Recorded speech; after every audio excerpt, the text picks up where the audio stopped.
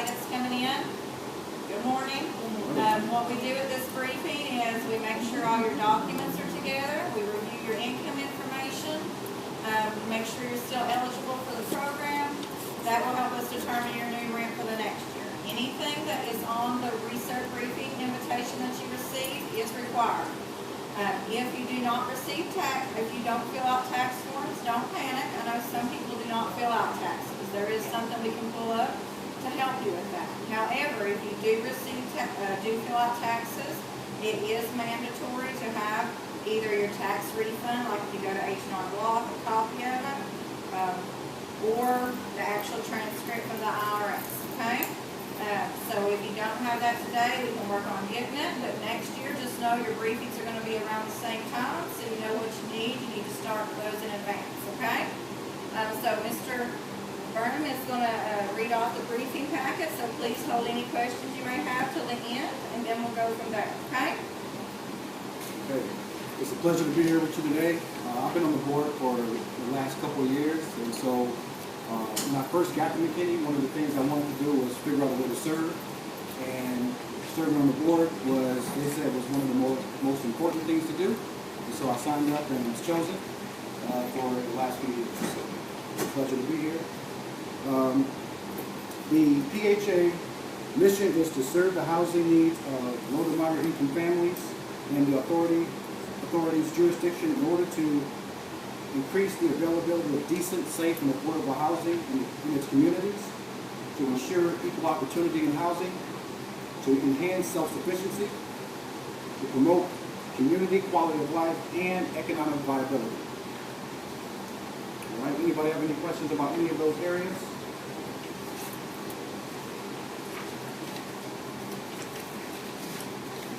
Now, prior to, this is for the briefing agenda, so we're at the top right here. So prior to families being admitted to the Housing Choice Voucher Program, or at each annual certification, the McKinney Housing Authority staff will invite you to a group briefing to discuss program rules and regulations, included but not limited to any grievance procedures, VAWA. What's VAWA? Violence Against Women's Act. Violence Against Women's Act. That's actually pretty new, right? Within the last few years? Yeah. Program rules and also tenant landlord rights. Right? The annual recertification, so we're at this spot right here. Yes, ma'am.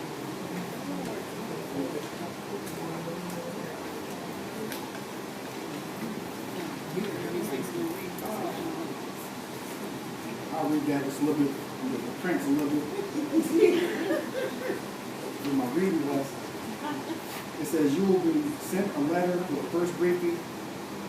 And I'll just read it to you. With both of the first and second briefing dates in the letter, all documentation must be in the second research date. All required documentation must be into our office prior to 5:30 p.m. on the date of the second briefing. Failure to have all required documents will result, in termination notice to vacate, no exception. So it's important to make sure you get the documents in by the time. If you have any issues, feel free to communicate beforehand, but we'll make, she makes sure that you can help make sure that you got those documents. Tax transcript or verification of non-filing. And please note that it is mandatory for all residents, no exceptions. We're unable to process recertification without a tax transcript and verification of non-filing. And that's something that we can help you. Do we have access to computers here? Yes. So we can pull up the computer, log in, make sure you can get that. So if you don't have it, make sure you let us know. Okay? And if you have it, normally it's just the first 2 pages of the tax certification. Yes. So as long as you got that, you should be fine. The current copy of the release. Any self-employment? Anybody self-employed here? Anybody work for yourself? Your hair? Okay. Even when completing a self-employment verification, if requested, you must copy all of the receipts of babysitting, dog walking, hairdressing, cosmetology, anybody that works for yourself. 2 most recent consecutive pay stubs, so any check stubs, just the 2 recent ones. 2 most recent bank statements. In most banks, they'll let you log in and print those off yourself. I think they can also, can they email those, or do they have to actually have that to bring to the circuit? So as long as they block out any personal identifiable information, so it can't have your account numbers on it, it can't have your birthday, socials, anything like that can't be emailed, you have to black it out for us to proceed. Award letters for SS, SSI, SSID pension, dated no more than 60 days from the date of this letter. Any medical expenses in excess of 3% of your total family income that was not covered by insurance. So you have medical bills or expenses, you can bring those in as well, including any medical invoices that will be paid during the next 12 months. So that's pretty key. Most recent month electric and gas bill, and provide documentation verifying required community service hours have been completed for all members of the household ages 18 or older. And if it's not exempt, if there are non-exempt for public housing residents only, so if we have any non-exemptions, you can show. If any person over 18 is a full-time student, you must bring documentation to show full-time student status. So normally, anything that shows that they're in school, what are some of the available documents for the bring? So you can actually go to like the administration office at your college or your high school. They'll print you out something. It'll actually say full-time student status on it. If you print out a schedule, it has to show each individual class and the number of credit hours you have. Because there is not a set number that counts as full-time student. Code standard is whatever the school determines that you're going to is full-time is what we look at. So if it's 8 hours for that school, then 8 hours would be sufficient. Okay? And if a zero-income family, please provide the following documentation: 3 most recent utility gas bills, 3 most recent phone bills, if applicable, 3 most recent internet bills, if applicable, 3 most recent cable bills, letters from anyone contributing to your household with the phone number, name and amount given monthly for expenses, receipts for transportation costs, car payments, receipts for sanitary products. So basically, if you have a support structure, you want to make sure that you have verification for at least the last 3 bills. But also, if you've not got someone that's helping out, make sure that it's listed so they can contact them so we can verify. And that's only if it's zero income. Okay? You got any questions for that part? No? We're on the occupancy standards. For MHA, occupancy standards are 2 people, 2 bedrooms, regardless of sex or age, except for reasonable accommodations for elderly or disabled families. Example, if your household consists of 4 persons, you will receive a 2-bedroom voucher. So that means, since I have 3 kids and it's me, I'll only be eligible for a 2-bedroom? That is correct. Yes, Yes, ma'am, here. It doesn't mean you can't qualify for a 3-bedroom, but if that is the case, you have to income qualify for it. That means your family share of rent can't exceed 40% of your monthly adjusted income once we do a calculation. Any additional questions? Did you have any follow-up questions? Well, I'm not for sure that I need support here. I mean, So that is something you would need to decide. It is 2 people to bedroom here, regardless of sex or age, except for reasonable accommodation. Reasonable accommodation is when you are elderly or disabled, the person asking for the accommodation, and then a knowledgeable professional, doesn't specify if it's a doctor or a therapist, but a knowledgeable professional has to explain the connection between the disability and the request being asked for. And then we would look at that to see if that's something we could honor, and we would send an official notice in writing in 14 days. no, there's no one disabled or anything like that, but I thought whenever I called and spoke with someone on the phone, I wouldn't even done this, that they said that, okay, yes, that is the case as far as kids are concerned, but a mother still gets her own bedroom. That is incorrect. It's 2 people to bedroom, regardless of sex or age. Say you're in a 3-bedroom, it's you and just 3 kids, what is that going to do? So you would still be allowed to stay there. Code has one requirement. The requirement is that you income qualify for the unit upon moving in or transfer. So anytime you move to a new unit, you have to meet those requirements. There's nothing that says about, each year, you have to re-qualify. That's how landlords can request rent increases, things like that. There's no standard after that. At that point, it's up to the family to determine if this is something they can afford. When we're doing that, you're still getting a 2-bedroom standard. So in your case, unless you have a reasonable accommodation, when we do your calculation, you're still getting that 2-bedroom payment standard. So you are actually paying more than you would normally pay. So instead of the 30% of your income that you would normally pay, you're actually paying 40%. Okay? Does anybody else have any questions about that? That's important.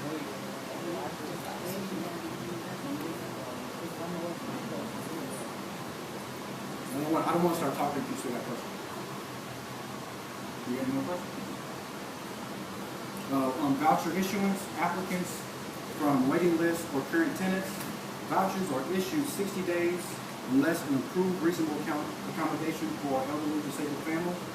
Vouchers are not able to extend beyond 180 days, disabled elderly households only. Portable clients, all portable tenants are rescreened. Vouchers are issued at the same time frame as the original housing authority with a 30-day extension. Extensions beyond that must be made in writing by the original housing authority. And if currently on program and requested voucher, the following items are mandatory: a letter of good standing, a current copy of your lease, and notice to vacate that was presented to the current owner. We're at the HCV scam alert. Rental fraud is becoming a huge issue. I've seen many different instances of that. Be suspicious. If something sounds too good, it usually is. Don't pay a deposit until you've viewed and walked through the unit. You got so many people get scammed in that way. Send a deposit and then the person disappears. Do an online search of the landlord property. If you find the same property under a different name, likely a scam. If you see one house for sale and one for rent, it's likely a scam. Ask to see the landlord's ID to make sure that they are who they say they are. It's okay to ask for that. Never give social security number, credit card, bank info over the internet or phone to landlords. A real person won't ask for it. They might ask, do you have pets or some other questions, but they won't ask for your personal information to be sent. Read all paperwork prior to signing. Never go by verbal promises. If it's not in writing, did not happen. So if they don't document or say we have an actual lease for you to write, it's not real. Who to notify in case of fraud? You can call many of the institutions here, but really the best one is to call the FTC toll-free hotline at 877-FTC-HELP, or you can file a complaint. But it's best to be careful up front because a complaint afterwards can take quite a while to get fixed. Okay. The request for tenancy, the RTA, at time of voucher assistance, residents will receive one RTA at a time. RTA is a document that landlord of choice will complete and is signed by the landlord and tenant. Okay, so it is signed by both. You will need to return your RTA with a proposed copy of the lease. If not, the current landlord, they will be required to complete a W-9, provide a deed of trust to show ownership of property, EIN number or SS or Social Security card, and a copy of IDs. So just to verify to make sure that, again, due diligence to make sure this person is who they say they are and it's their property. And also, our RTA is not considered complete until all above items are turned in. After all items are completed, there will be a 15-day processing time to determine if you are income eligible for the unit and that it has passed HQS inspection. What's HQS? Housing Quality Standards. It is our general inspection for, it is getting ready to go to UCPS, which is much more detailed and standardized. So right now, one housing authority can say this is okay, and another housing authority might interpret it a different way. That's what we're on right now because HUD, we of course administer the program. That's what they say to use. But just so you know that it's getting ready to change. And you want to definitely have that inspection because, as you know, sometimes when you move in a place, you don't want to have problems afterwards. You want to get that taken care of. So this is a way for us to do due diligence to make sure it's a good property. And also, once you've completed a move-in date on an RTA, it can only be changed by the landlord. All right? Any questions? What that means is if you turn an RTA in, we have a 15-day processing time. I know everybody's excited to get into their units. They're ready. They've, been in an apartment, they're ready to move in, or they're trying to move from their old landlord. It's very important that you know that if you're already on the program, we only do move-ins on the first of each month. The reason for that is we're already paying a landlord for you. So we have to pay that landlord till the end of the month, and we can't double subsidize you.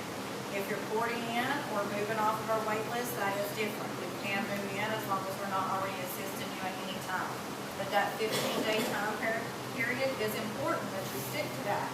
Because if you're calling every day, we can't do what we need to do. Because if we have 10 RTAs in the queue and you're calling every day, we're answering your calls instead of working those out. So keep that in mind, okay? We're going over income qualifying for a unit. That part. 2 ways to income qualify for a unit. Gross rent, which is contract rent plus utility allowance, must be under payment standard for area chosen. Number 2, family share of rent cannot be more than 40% of tenant's monthly adjusted income determined by rent calculation provided to you. Okay? Payment standards are determined by zip code. If not on payment standard sheet, HUDS payment standards will be used. Utility allowance are based on a sheet provided to you and are any utilities a landlord has stated you're responsible for. Can you afford the unit that you have chosen? Move-ins and transfers of unit will only be completed on the first of the month. Any questions on the income qualifier? For the HQS inspections, 3 types of inspection. The initial, landlord or representative must be present. So just the kind of walk-through inspection is right. The annual inspection, all units must be inspected annually. The tenant must be present, so you have to be present at that inspection. And if 2 inspections appointments are missed, you get a termination rate. So you don't want to miss your appointments. Special inspections have been requested due to landlord or tenant. The tenant must be present. So that's if it's actually requested to have an inspection. Failed inspections. If an inspection has failed, if it is a life-threatening condition, it must be corrected within 24 hours. If a non-life-threatening condition, the landlord or tenant, depending on why the unit failed, will have 30 days to correct the issue. So the sooner any issue is shared, the sooner it will be fixed. If item is not corrected within 30 days due to a landlord issue, the HAP payment will be abated. Tenant portion of rent is still required during this time. If the HAP payment is abated, the McKinney Housing Authority will determine.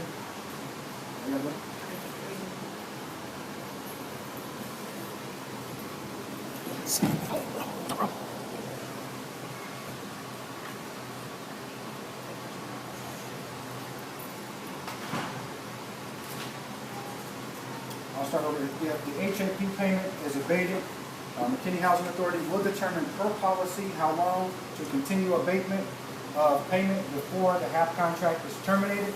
In most cases, not before a client can find a new unit. Okay, so we'll give that time. And if item is not corrected within 30 days due to a tenant issue, the client will be sent a 30-day notice of termination.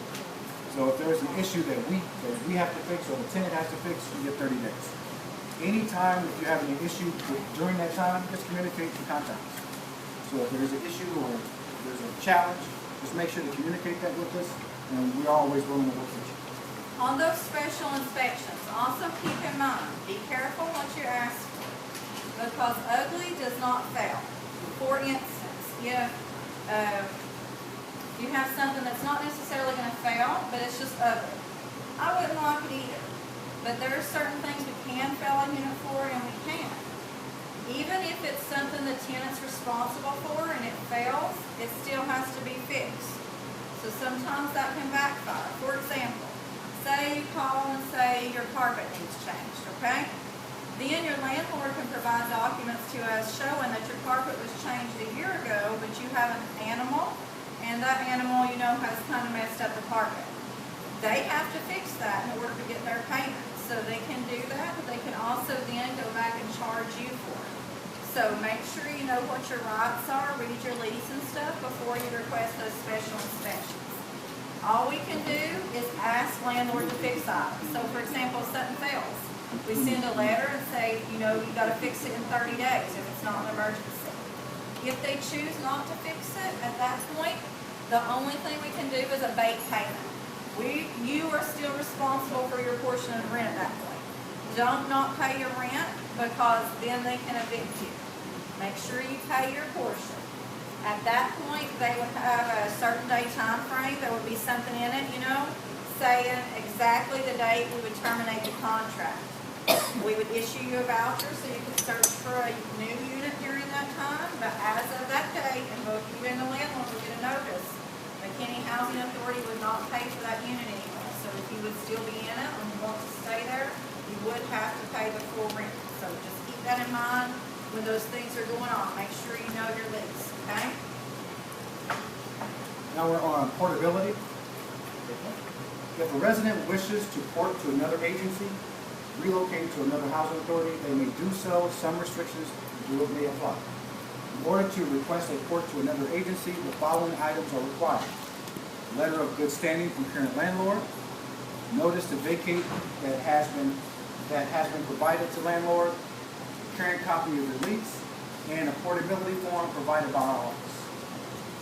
Once a tenant has ported to another agency, the agency will be responsible for the tenant. So once ported, no half payments will be issued by us. They don't have to do that with the new housing. So it won't the same as subsidizing? Is it the same as subsidizing? Because I want to go to Plano housing. That's what we call it. So it's called portability. So you want to port it. So if you wanted to go to Plano housing instead, you would try to fill out the portability form, have all your forms and say I would like to port to that housing authority or that city or that facility. Yes, ma'am. They got the forms. Do you have the forms? Yeah, you just get the forms up front. Once a tenant has ported, actually the housing authority agencies that you are going to has the right to rescreen our clients, so they do rescreen. That's why you definitely have that letter of good standing from the current landlord. That definitely helps. The tenant will also be bound by the new housing authority rules and policies, and port outs will only be effective for the end of the month. So you won't be able to port out on the 15th or the 20th. It will have to happen at the end of that month. All right? Well, Yes, ma'am. I came from Louisiana, but I've been down here like 20 years. And I had moved to Millennium first, and then I couldn't find anything to do. I ported here, so if I try to go to another one, they have to send out my paperwork back to Louisiana. Yes, if we are still billing for you, HUD's rules is the person who is actually paying the bill, which in this case would be your old agency.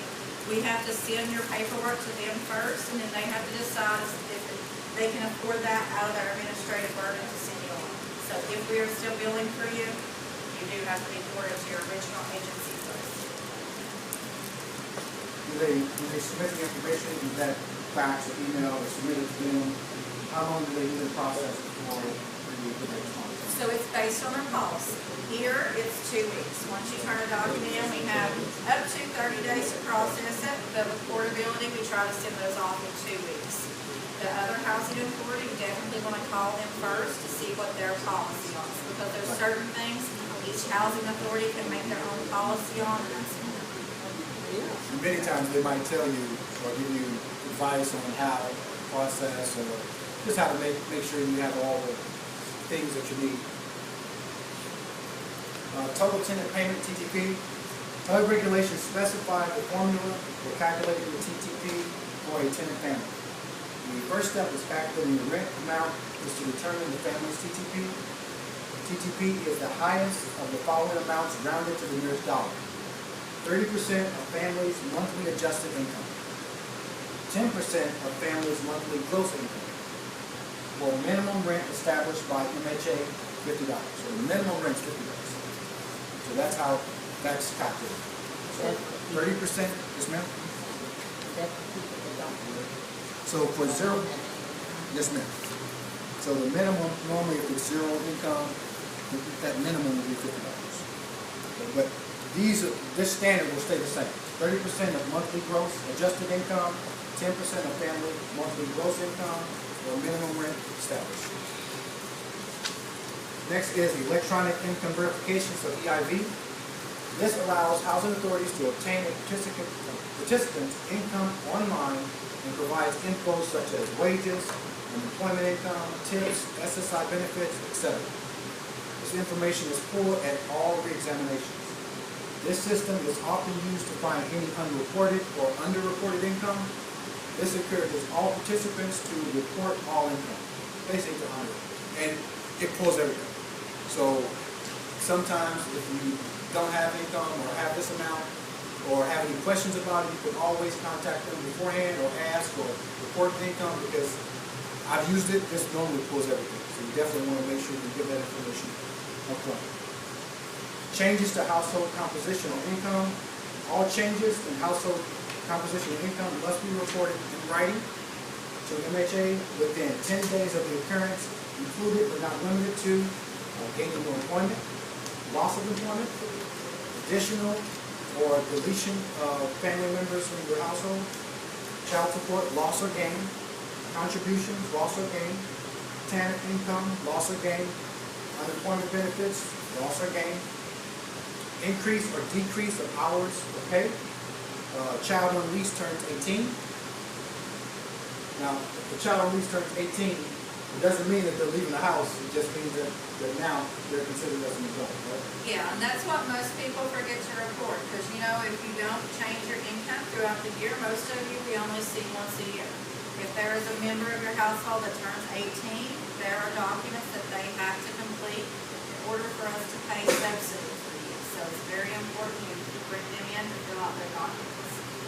Also, you are responsible for your 18-year-olds. I know they think they're all their own adults because mom's crazy, but you're still responsible for them if you're the head of household. So if they don't do what they're supposed to do, you might need to have a hard conversation with them, okay? Those hard conversations. Student status, family member changes, and self-employment income, any increase or decrease. So basically, if there's any changes that happen, just communicate. Now, in writing, is that email? Is that actual letter? What are the different things that constitute in writing? So it is a tenant's responsibility to make sure we get the stuff, because as you know, if you put emails through and they're too large, they won't go through. If you fax, sometimes it says it faxed and it didn't. It is your responsibility to make sure we get the items. So you can always call and verify that. Through email is your best, because then that's going to give you something in writing, okay? We do accept in writing by email, fax, or by coming into our office directly. Again, it's your responsibility to make sure we got the items. If you come into our office, we're going to stamp it and give you a copy back. So then you're going to have proof that you come in here. Should anything ever come up that you're like, oh, I reported that, and you're saying I did. So it is best for you if you come in, but we are not required because we're not able to make you do that. So you can do it the other way, but I strongly encourage that you make sure we get them if that's how you're doing it by fax. Excellent. Thank you. And any addition of a person 18 or older must be approved by the McKinney Housing Authority prior to move-in. And if addition to household increases voucher size additions will not be approved without legal documentation. So if you have someone who is over 18, it does have to be approved. Now, they can have guests, but anybody that's actually moving in 18 and older has to be approved. Yes, that's correct. And if you are on Section 8, which everybody in here is, which is the Housing Choice Voucher Program, just a different name for it now, we will not honor it if it increases the bedroom size. The only way because it circumvents the wait list when we do that. So, you know, instead of people off the wait list that's been waiting there for years, get an opportunity to have some assistance. Sorry, that was just crap. Then that's why we don't do that, okay? So the only way we sway from if it increases the bedroom size is if like you're getting married, you have a domestic partner, you have children. This is very important for all your grandmas in the room. Your daughters, sons cannot just say, here, you need to take care of my children. It has to be an official guardianship form. Can't be notarized, it has to be official guardianship paper giving you full custody of the children. That does not apply if they're already in your household. That applies going forward, okay? We've got now an interim change deadline. PHA policy, if a family share of rent is to increase, the increase generally will be effective on the first month following 30 days, with 30 days notice to the family. If a family fails to report a change within the required time frames or fails to provide all required information within the required time frame, the increase will be applied retroactively to the date it would have been effective had the information been provided on a timely basis. The family will be responsible for any overpaid subsidy and may be offered a repayment agreement in accordance with the policies in Chapter 16.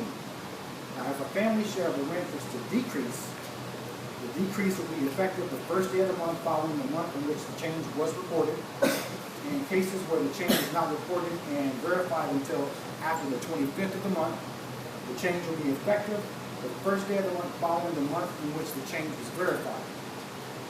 Okay? The client's responsibility to ensure, it is the client's responsibility to ensure we have required completed verification forms needed to process an interim change.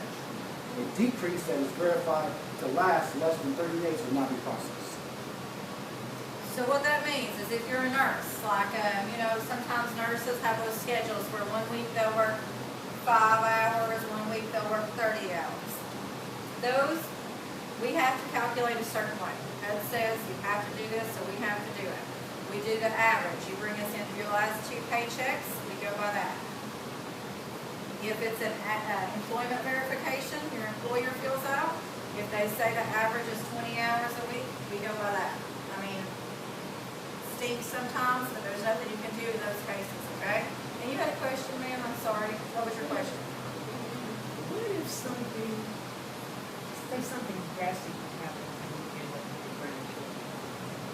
Then you have to go through the process of guardianship. Yes, because per your lease, there is allowed to be visitors so many days. Your lease is between you and your landlord, so of course we don't, get in that. However, if they're fully staying at your house, you need to do what you need to do to get them all that. Because if we go for your inspection and we only have you living there and there's clothes, showing that more than you live there, then that could be a violation of your assistance and you could be terminated, okay? Even if it was temporary? Again, per your lease determines what's temporary.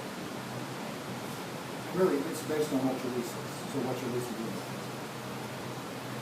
Zero income, if a tenant is in a dwelling on zero rent, a zero income interview will be completed with the client.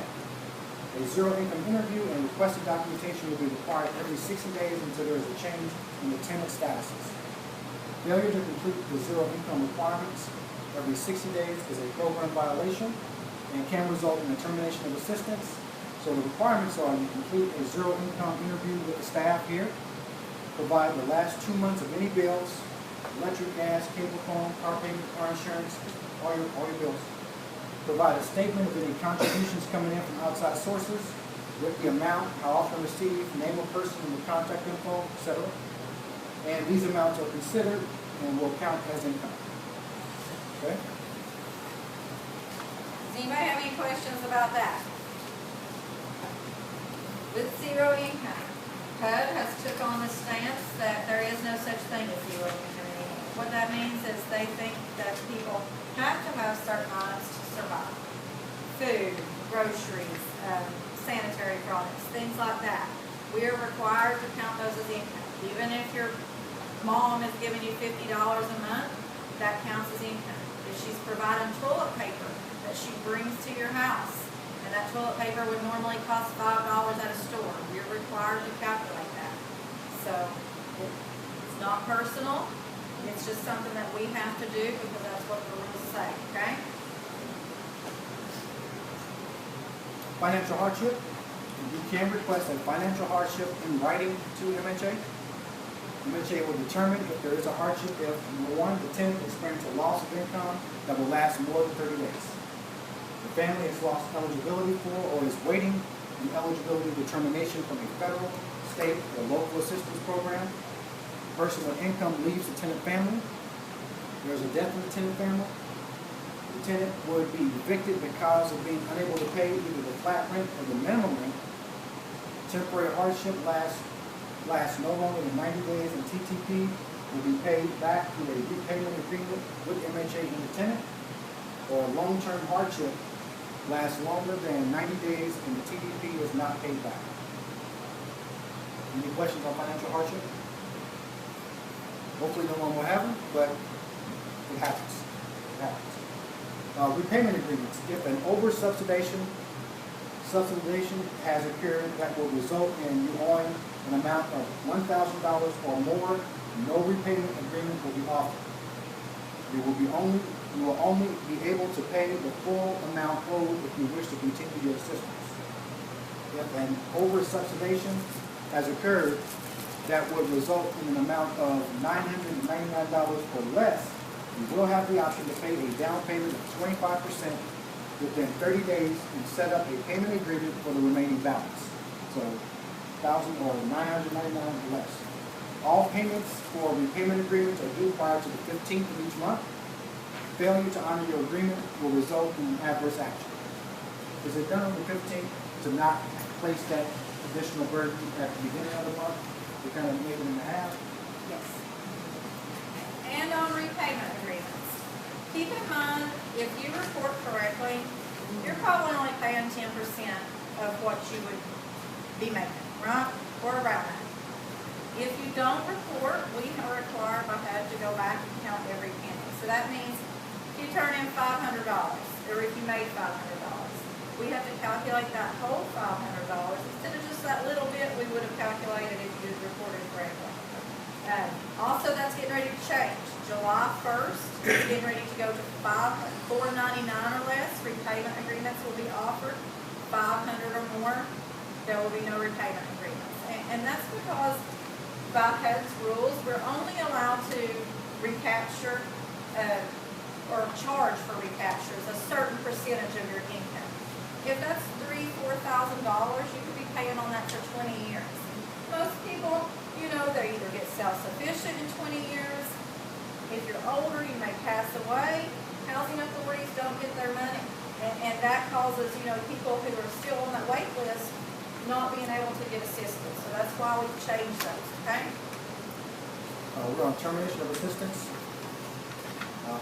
Unreported income, eviction from residents, have left your unit without proper notice to the McKinney Housing Authority for abandonment or criminal activity. These are the top reasons why anyone is terminated from assistance. Okay? You may request a grievance hearing within 10 calendar days of the date of the letter, and you may seek legal aid if you so wish. So I think they have different legal aids that you can use as well. Okay? Any questions on notice of termination? For hearings, if any time you disagree with a decision that has been made by the Housing Authority, you may request a hearing in writing within 10 days. Informal hearings will consist of MHA personnel and are given for applicants, persons off the wait list. Grievance hearings will consist of a panel from the community and are given for tenants or persons currently receiving any assistance. A hearing will be scheduled and 24-hour notice will be given. Hearings will not be rescheduled except in cases of reasonable accommodation. Clients should bring all documentation concerning to the issue to the hearing. So don't come to the hearing if you don't have all your documentation to be able to present your case. And if at any time you do not agree with the hearing panel decision, you may request a hearing from the MHA board in writing. So those are your rights. Any questions on that? And on the hearings, again, we don't get mad. If you think we're wrong, that's fine. I mean, we don't get mad about that. It's not personal. These are things we have to do because of the rules. So if I send a letter saying, hey, you have some unreported income, and you reported that, and you have some documentation to prove that, please feel free to do that. Because at those grievance hearings, the panel is allowed to make give second chances. They're allowed to say, well, this tenant's been pretty good for, the last 2 years, no other issues. We're gonna make sure they know that it's a requirement to do that, but we're still gonna let them to be assisted. Once it goes past the grievance panel, if it's the board, they're not allowed to do that. They're not allowed to give second chances just because they would like to. They're only allowed to look at policy. Did MHA follow policy? Right. So just keep that in mind with those hearings, okay?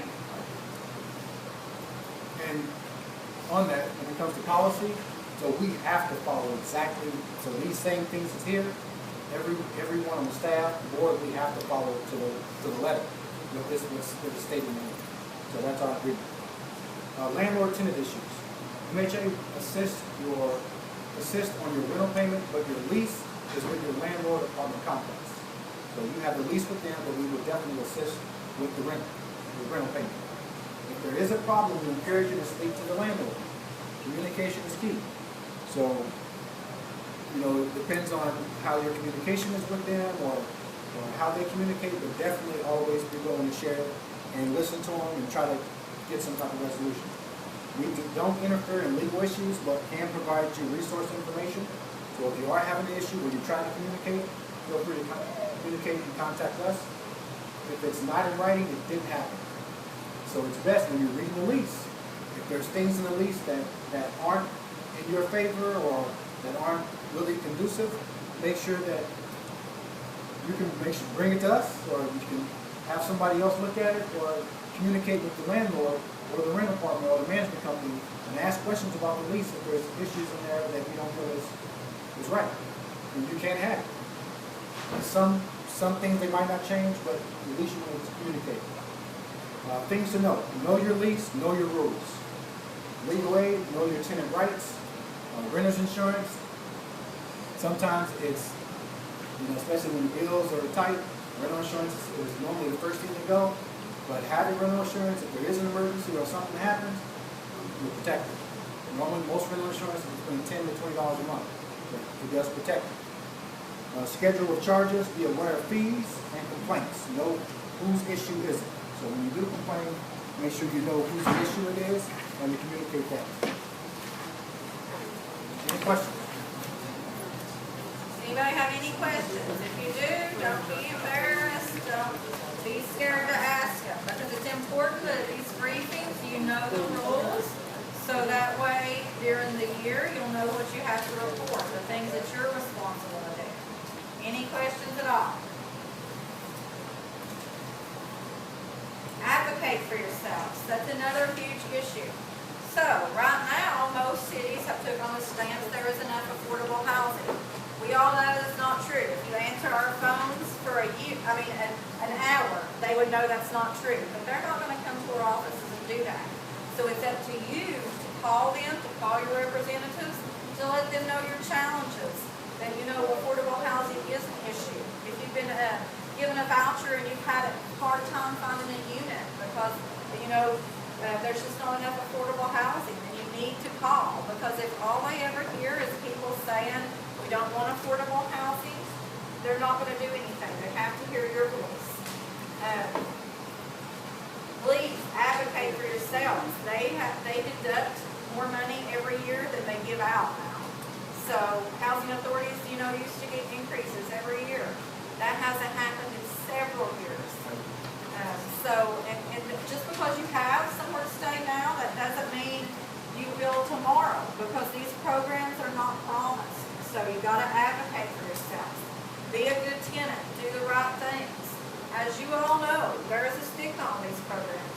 We all know that's not true, but they don't, because all they ever see at town hall meetings are people who are not on the programs that don't need the affordable housing. So you need to make sure your voices are heard. And when you come into this community, it is like a family.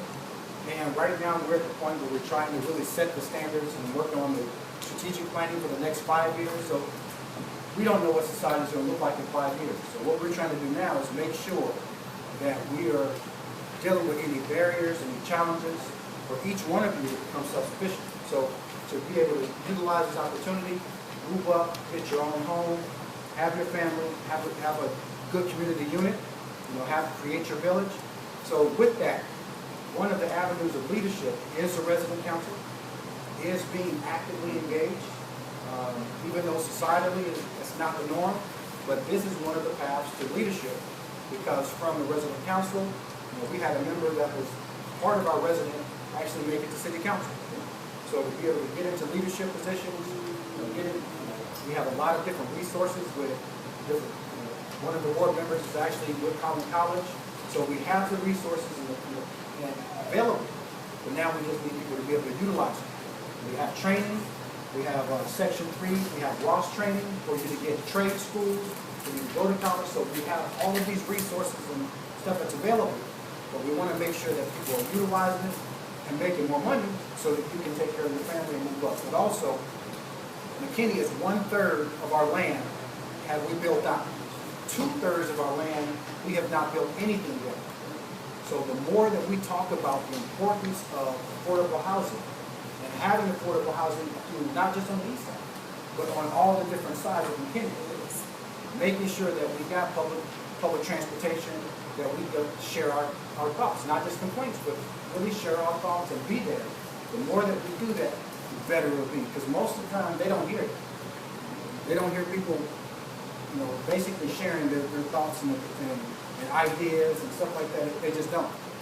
And that's the way you change hearts. So we appreciate you being a part of this family and being here.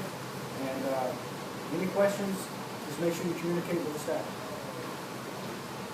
And the board. We always hear it. Okay, so what's gonna happen now is there's more of you than me, so be patient. I'm gonna go around, look at everybody's packet, and make your copies. And then once we make sure you have everything you need, you'll be free to go, okay?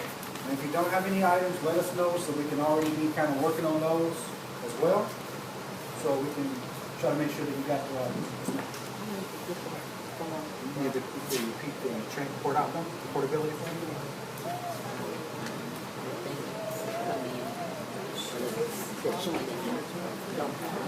Okay, so we'll get that for you.